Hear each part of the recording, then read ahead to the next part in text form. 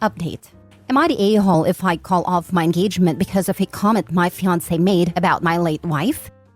Original post. For some background info, I, 43 male, have 2 children with my late wife, Kayla. Sam, 21 male, and Liz, 16 female, all fake names. Kayla passed away when our kids were 15 and 10. I won't give specifics about how she passed, but she was struck by a drunk driver when she was on her way home from work. She really was the love of my life, and to say that her passing hit our family hard would be an understatement. I promised myself that if I got back into the dating game, I wouldn't date anyone for at least a couple years for the sake of my kids. 3 years after my wife's passing, I met my now fiancée. We'll call her Amanda.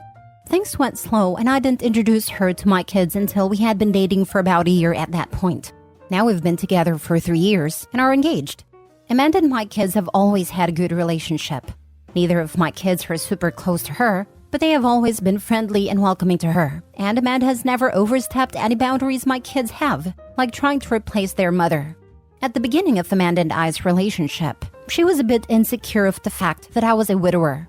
During the first few months of us dating, she would constantly ask things like, if Kayla had never passed, would I still be with her right now? I always kept my answers brief and told her that I didn't like thinking about the what-ifs and that she was the one I was dating now and that was what mattered. Eventually, she stopped making these comments and I stopped worrying about it. Now to the issue. My parents were hosting a family dinner to celebrate my fiancé and I's engagement. It was my mom and dad, my late wife's sister and her husband, Sam and Liz, and me and Amanda.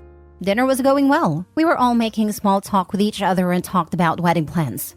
About halfway into dinner, my mom made a comment about how she was so happy I was able to find a spark I had with Kayla and someone else.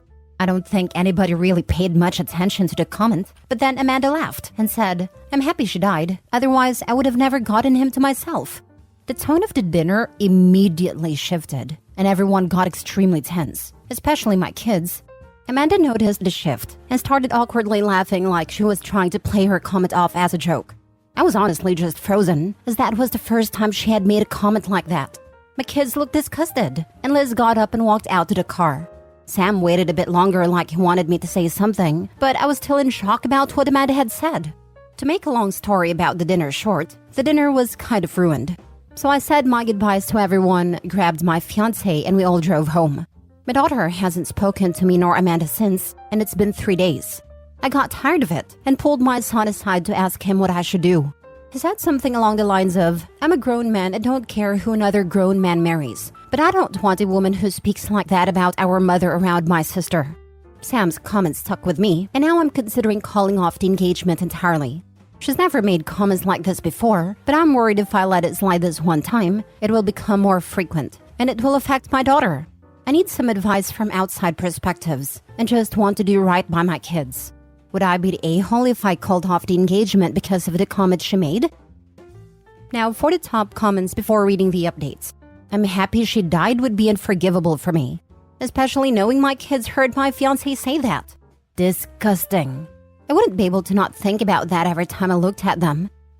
And his late wife's sister was there too. Holy smokes. The gall to say that in front of the woman's children and sister. Yeah, she's never going to let this go, but you can. Your son just told you the deal. It's her or them. Choose wisely.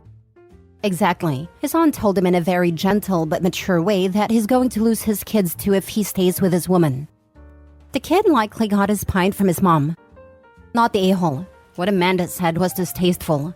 In vino veritas. Perhaps that's how she sees this relationship. Fighting with a dead person, she will never win. She's bitter and jealous of what you two had. Your mother also shouldn't have said such a thing. It was also distasteful. I think you will lose your kids if you marry her. Sorry. Not the a-hole. I completely understand your son. Another young guy with wisdom beyond his age. Edit? Wow, I didn't expect to get this much advice so shortly after posting this. Nonetheless, thank all of you for the advice, and even the people calling me a bad father. I think you guys' words are what I needed to pull my head out my behind. I will try to talk to my kids alone tonight before speaking with my fiancé, and we'll see where it goes from here. I'm pretty sure my fiancé and I are over though. I'll update tonight or tomorrow on how the talks with everyone goes. Thank all of you again for setting my head straight. Now for the first update. I promised I would update everyone after I had talked to my kids. So here's the update. It's kind of long, so I hope that doesn't go against the rules of this community. I'm also going to use this update as a way to clarify some of the questions people were asking in the comments. 1. Did my fiancé apologize to anyone at the dinner party? No, she didn't. I honestly don't think it even registered or has registered to her that what she said was wrong. 2. Does fiancé have social anxiety? Not to my knowledge, no. In all the time I've known her, she's never shown any signs of social anxiety and doesn't have a history of it. 3. How old was my late wife? She was 37 when she passed, and we were the same age. Amanda is 41. A lot of people were asking for clarification on the time frame of her passing and when my fiancé and I met. At this point in time, Kayla has been gone for about 6 years, and I met Amanda roughly 3 years after Kayla's passing. I didn't mention either of their ages, as I didn't believe it was important because we're so close in age. But I understand why a lot of you guys would want to know. Now that I've clarified the things I was most asked about in the comments, we can get into the update. While I'm writing this update, it's the day after I talked to my kids. So last night at around 5:30, my fiancé left for work. She works nights most days of the week, so I was able to call my son and ask if he could come over so I can talk to him and his sister. He goes to our local college and lives in an apartment near his school. When he started college, he wanted to move out, but also wanted to stay close to us, so he settled on an apartment a few blocks away from the college. He came over and I called him and his sister into the living room to talk with the both of them. When they were both seated, I told them point blank that I didn't think the wedding was happening anymore and that the comment she made was unacceptable. I then, by the advice of the comments, apologized to them. I told them I was sorry for not saying anything for so long and letting the tension thicken in our home. I told my daughter that I understood why she hasn't spoken to me and that I was sorry for allowing her to think that I was even remotely okay with what she said. I felt pretty spineless after we had gotten back from dinner that night, so I wanted to do everything in my power to make it right with my kids during the conversation. My daughter told me that she felt disgusted at the comment Amanda made, and even more so when I didn't defend her mother. She then told me that the past 2 years that she's known Amanda, she felt like she's been gradually trying to push her and Sam away from me. One of the examples Liz gave was when my son moved out. He moved out when he was about to start his sophomore year of college, and when he mentioned the idea of moving out, Amanda was the one who took that and ran with it. According to Liz, Amanda was the one encouraging Sam the most to move out. To be clear, I was never against Sam moving out, but I was clear to him he was welcome to live at home for his college years, and even after, until he found where he wanted to be. I asked Sam if he felt pushed out by Amanda, and if that's why he moved out. He said he hadn't felt pushed out before he told everyone he wanted to move, but after he put it out there, my fiancé kept pushing for him to move out. Liz cut in and said that every time she brings up college, Amanda keeps encouraging her to go out of state. Liz doesn't plan on going out of state, and she's been open about wanting to go to the college Sam is attending right now. Liz said she feels like Amanda's waiting till she graduates high school and goes to college, so she can move out. A lot of the comments were right about the subtle comments eventually turning into Amanda wanting my kids pushed away from me. Liz said that she was scared that by the time I eventually noticed the way Amanda was acting, too big of a wedge would have already been driven between me and them. I told my kids that I'm sorry it's taken me this long to notice, and that I was also sorry they've been walking in eggshells for so long. I hugged my kids and told them that no matter what, they are my top priority, not Amanda or anybody else. A lot of comments pointed out that even though my son is grown, he still needs his father, and I made sure to let my son know that I will always be there for him and his sister, even when they are well grown. The entire conversation lasted about 2 hours. We covered a lot of the bases we wanted to, and it got emotional on all sides. In short, Amanda and I are done. I've made it a point to tell my kids that none of this situation is their fault, and that Amanda is the grown woman who said what she said.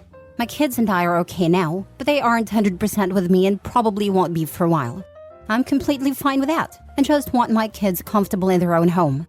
Amanda has tomorrow off from work, so I plan on talking to her tomorrow. I also plan on calling my mother to ask her why she thought it was okay to even bring up Kayla at the dinner. I don't want my daughter here when it all goes down, so she's staying tonight and tomorrow night with Sam. So that's where I am at right now. Not super happy about the outcome of me and Amanda, but would rather have my kids happy and healthy than have a wife. Again, thank you everyone for the advice and the harsh words. I'll update after I call it off with Amanda. Thank you everyone. I'm sorry for what you and your family are going through. I applaud you for doing right by your kids and your family. Very glad you're learning all this about Amanda now, before you're married. I suspect you're going to find that your mother brought up Kayla in the hopes Amanda will show her true colors. When you're ready, don't give up on meeting someone that loves and respects you and your kids, and honors and appreciate the memory of Kayla.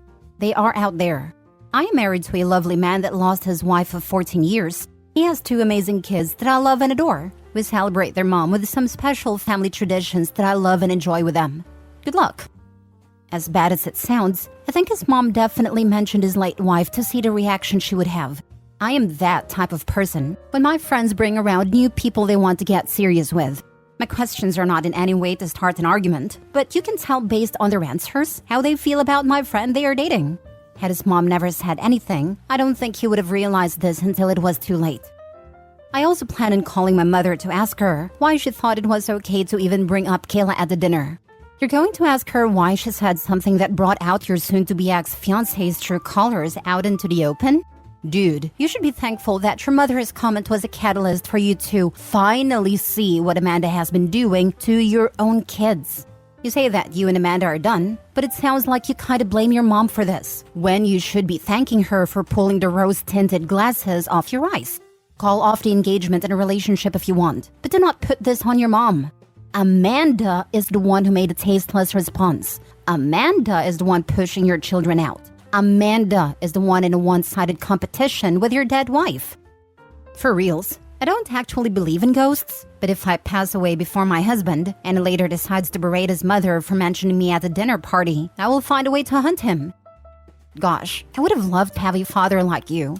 You are doing a really good job. Someone mentioned a hidden camera. Cover your back in a conversation with her, just in case. Now for the second update. Okay everyone, here's the update you guys were waiting for. Again, this is a long post, even longer than the last update.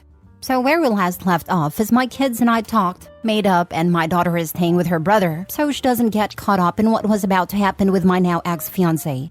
Before the hard part of the day, breaking it off with Amanda, I made a call to my mom to let her know of the situation. A lot of the comments told me to not bash my mom for the comment she made. Now, thinking back on the situation with a clear mind, the comments my mother made towards Amanda was most definitely a compliment towards her. And that was confirmed in the call I had with her. My mother, bless her heart, felt extremely guilty for the entire situation.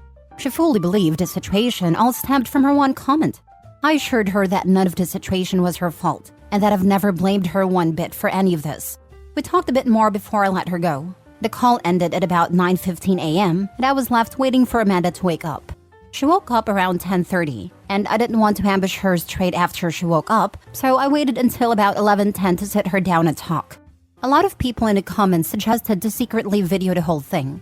I thought that was extremely smart, so I had my phone set to record in my back pocket the entire time.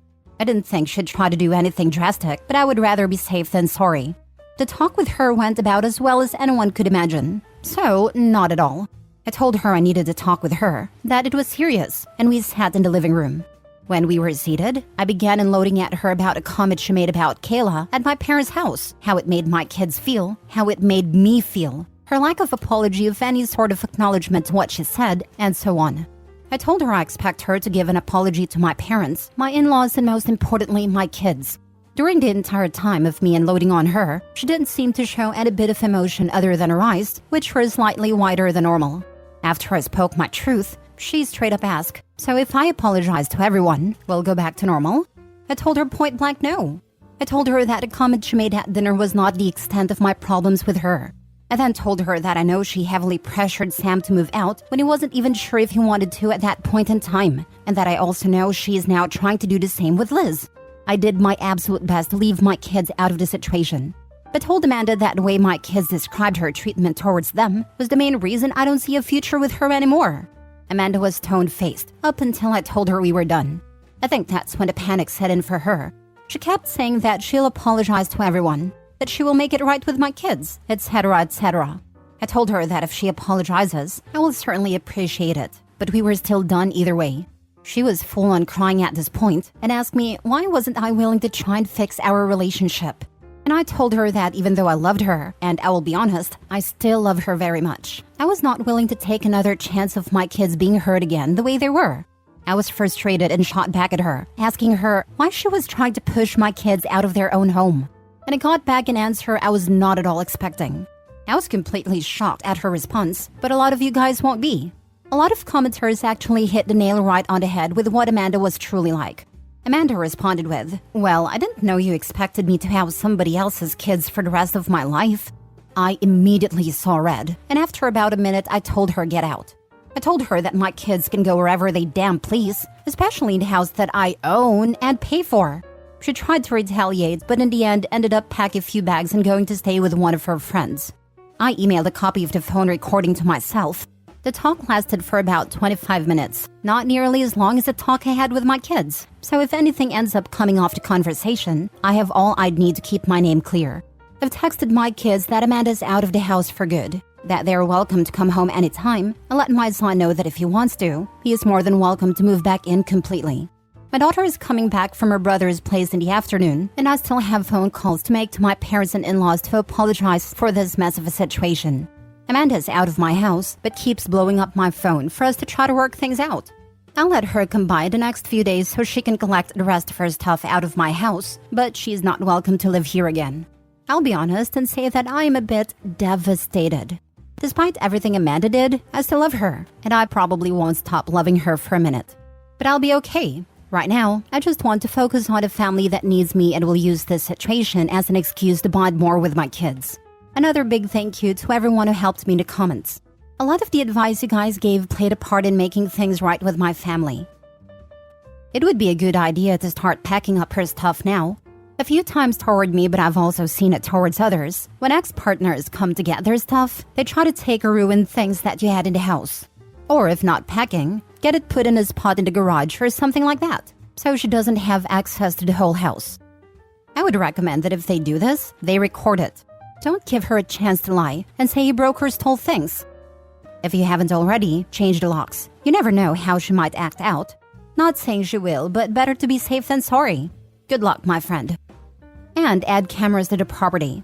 After an intense breakup, it's always vital to do a security update so your home remains safe. Amanda responded with, "Well, I didn't know you expected me to house somebody else's kids for the rest of my life." You know, this line would have definitely killed any love I may have had for her. That wasn't already killed off with that vile statement during dinner. OP, I am so incredibly sorry that the woman you love was not really the woman you thought she was. I know this is extremely painful and devastating. You were planning a life with her, and now that is severed. I'm so sorry. You did good. I know you know that, but sometimes we just need to hear or read it. Be well.